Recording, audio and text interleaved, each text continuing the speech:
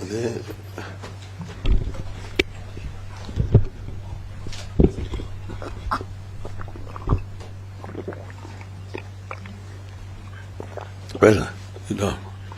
are we ready? You guys ready? Phones on silent.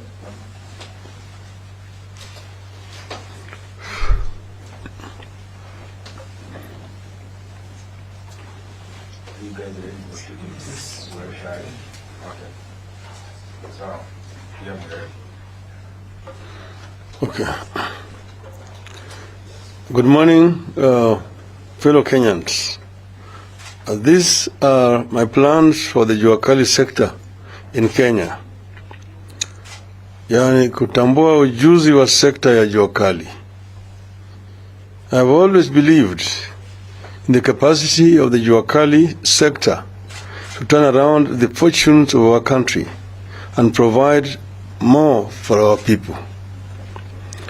That is why in the Kenya Vision 2030, we prioritized startup entrepreneurship development.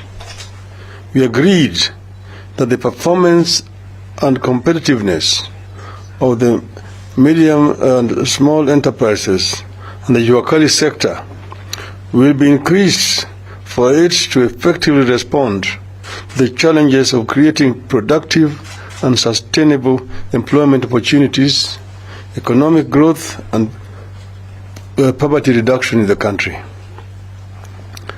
Under the Vision 2030, we agreed that a large number of Kenyans, our current and potential entrepreneurs, need human resource development to meet their operational and development needs. We agreed that our people need specialized training designed and offered to the entrepreneurs and their membership organizations at different levels. Even in our recent attempt under the BBI, we committed to promote cottage industries and the pursuit of a policy of import substitution, promote our jua kali sector. I recognize the jua kali sector as a manifestation and a celebration of what one can do as opposed to what the papers they possess. At last check, the jua kali sector employed more than 16 million Kenyans and contributed more than 34% of our GDP. I acknowledge that the dream for a coherent and formal approach to this otherwise critical sector got deferred, but it is not dead. I am here to announce the rebirth of this dream. As I have gone around the country during the Azimio conventions and now the campaigns, and also talking to people in different parts of our country, I have had meetings with members of this sector.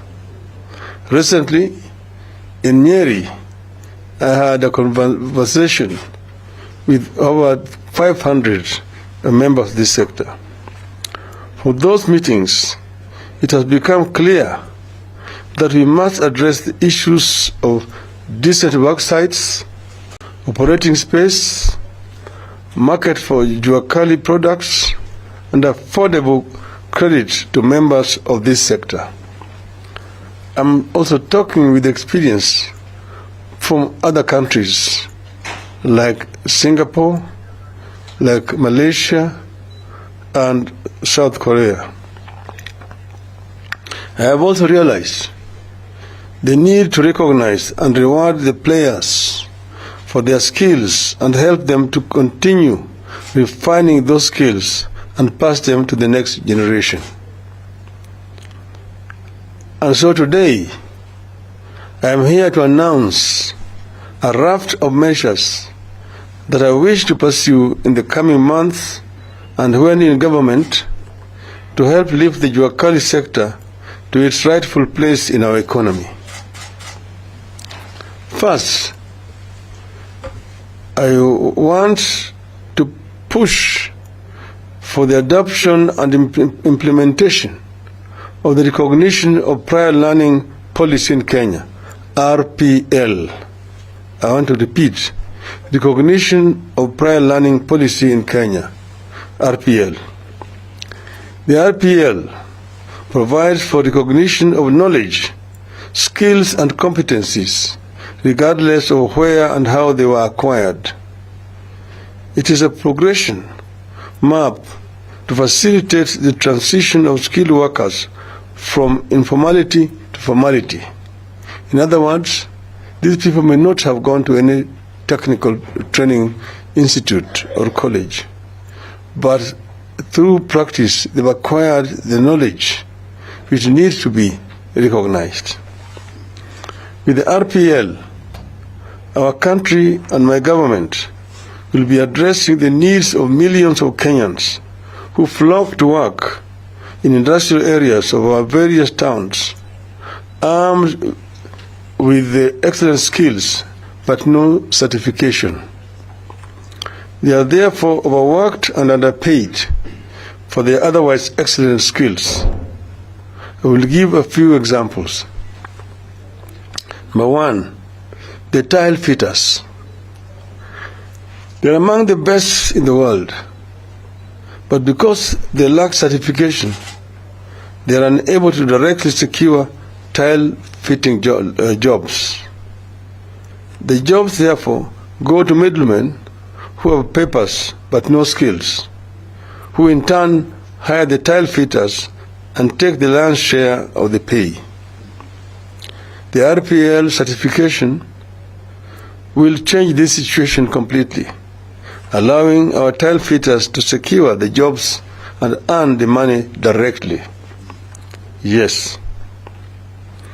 Ukienda kwa manyumba mingi hapa Kenya kuna tiles, yani nyumba ambayo zimezekwa na vigazi. Wale ambao wanafanya hii kazi wako na ujuzi mkubwa, lakini matajiri wanawaambia ya kwamba watapata shilingi moja kwa kila tile. Hii haiwezekani. Na tunasema katika chama chetu ya Azimio ati inawezekana, lakini hii haiwezekani. Yani hatutaka kuvumilia. Another example, when ships docking at the coast require repairs, our plumbers and fitters only have photo albums to show for their work, no recognized certificates. The plumbers therefore lose the opportunities to the middlemen who have papers but no skills. This will change with the adoption of the RPL. I want to give you an example of our experience in Kisumu with the president. We found a ship, MV Uhuru, which had been left there since the collapse of the community. That ship was now completely derelict. We looked for experts, but we were given quotations which were very, very heavy indeed. But we looked for those who used to work for the Eastern African community, those who are in the marine industry. Some of them are now retired, just living at home. And we brought them on board. They were able immediately to identify the spare parts in some of the stores there at the ports. They also had the knowledge of the sources of other spare parts from companies in the UK. Those were procured.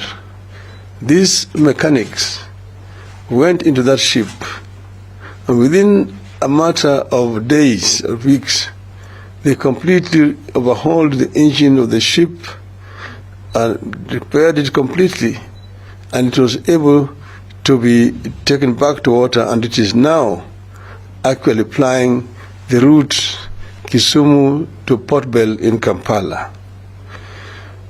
This is basically a demonstration of the skills that we have in this country. Our furniture makers at various Juakali points across the country, like for example Ngong Road, we all agree they make great furniture. But many of them have to go through brokers to reach the high-end market where their products are sold at very high prices, while the makers earn peanuts. The RPL policy will enable artisans to get fair market value for their furniture. Na si Ngong Road peke yake, hata ukienda Mombasa Road mambo ni haya. Ukienda Kisii Town, huku daraja mbili huku Kisii Town, kuna duka nyingi pale ambao wanauza viti, meza na vitanda. Bidhaa haya zote zinatengenezwa na Mutiso kutoka Kitui. Alafu wanasema tali hiyo viti zimetoka ng'ambo. Mutiso analipwa pesa kidogo sana ya kutengeneza viti na ujuzi yake, lakini mwenye duka anaenda nyumbani na pesa mingi zaidi. Take automobile garages. Every day, thousands of people flock garages where mechanics with excellent skills correctly diagnose the problem and do satisfactory work, but get very little pay due to lack of certification. Most times, renowned garages whose owners have the papers but no skills subcontract the Juakali mechanics for very little pay. This will change with the appropriate certification from the RPL. Ziwani, Kisumu garage, na kila mahali tuko na makanika wengi zaidi. Hawa jamaa wanaleta magari zao kutoka Ujerumani, wanafungua na wakatengeneza na wapate shilingi 1,000. Kuna wale ambao wanapiga gari rangi. Kampuni inapata 1,120, na yule mwenye kupiga rangi anapata shilingi 3,000 peke yake. Hii lazima iishe. We all know the hundreds of very skilled painters who line up every morning at the CBD waiting to be contracted by middlemen who get paint contracts. The fortunes of those painters is going to change with the RPL. Utakuta Osoro, utakuta Kinyanjui amekaa kando hapo barabarani, hapo ufungamano street. Ukimsalimia yeye, badala ya yeye akupe mkono, anatoa brush ya kupaka nyumba rangi. Huyu jamaa ako na ujuzi mingi sana. Anajua hata kuchanganya rangi, lakini ile pesa ambaye anatapasa kwanza atanunua naye maziwa, kwa sababu rangi inaumiza kifua ya wafanyikazi. Huyu jamaa na ana ujuzi wake lazima aangaliwe. Maana yake jamaa akitoka pale anaajiriwa, anafanya kazi siku mzima, lakini ikifika jioni ile pesa ambayo anapewa ni kidogo sana, na yule middleman ambaye alimtoa kule ufungamano street yanapata pesa mingi zaidi. Haya hatutaki kuvumilia. I am convinced that the adoption and implementation of the RPL policy will have an immediate impact on millions of skilled Kenyans who have no formal recognition. I am aware that the Jubilee government is working to launch this policy, a policy. I want to appeal for speed. My government will pick up from here. It is long past time to do something for this sector, and that has absorbed majority of the new startups, retrenchees, retirees, school dropouts, and those dismissals from the private sector and public sector organizations. It is long past time for the country to do something for this sector, which is currently the single largest employer in the country and a source of livelihood for many. I have also said that it is not right to refer to this sector as an informal sector. It is the biggest employer in the country. As I said from the start, it employs close to 16 million people and actually produces 35% of our GDP. We need to formalize this sector.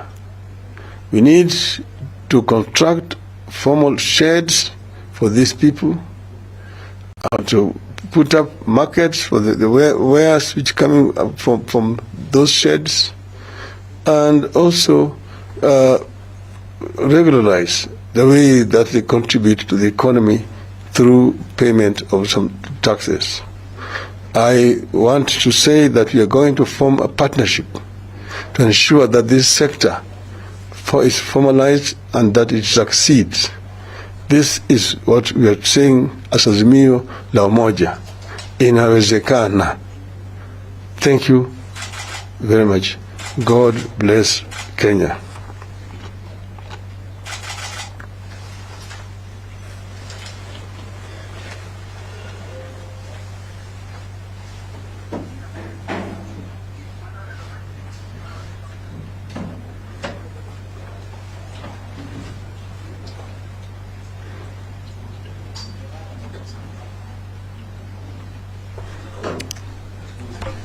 So,